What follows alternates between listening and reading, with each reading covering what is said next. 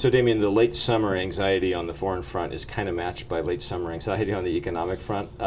Maybe not extreme, but there's kind of a sense that, well, the economy is picking up a little, but not very much, and not enough, and it's reached a plateau and is kind of stuck there. Is that a fair description, do you think, of I where think we are? it's pretty fair, and I think a lot of businesses and consumers are kind of watching the economy through their fingers right now because, if you're in the housing market or the stock market, you're probably getting some of the benefit of the last 9 months. But if you're not, and it's still really tough. Wages are not going where people want them to go.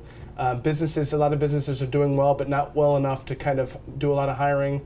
And so we still have, 46 million Americans on food stamps. A lot of Americans still worried about their health care.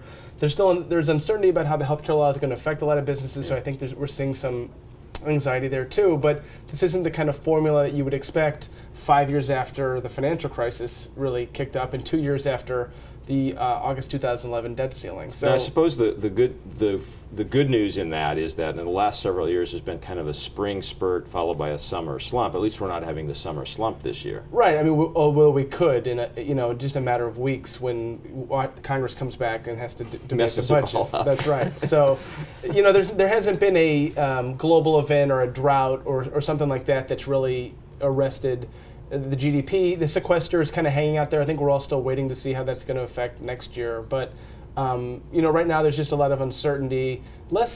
Probably less Washington uncertainty, but more, what's it going to take to get the economy going? Yeah, exactly. And nobody knows the answer to that question. That's right. And there's a tremendous amount of finger pointing, and there's really no discussions between the White House and House Republicans right now about what can be done to, maybe get some more jobs initiatives going. And so we're not going to see any change for the foreseeable future.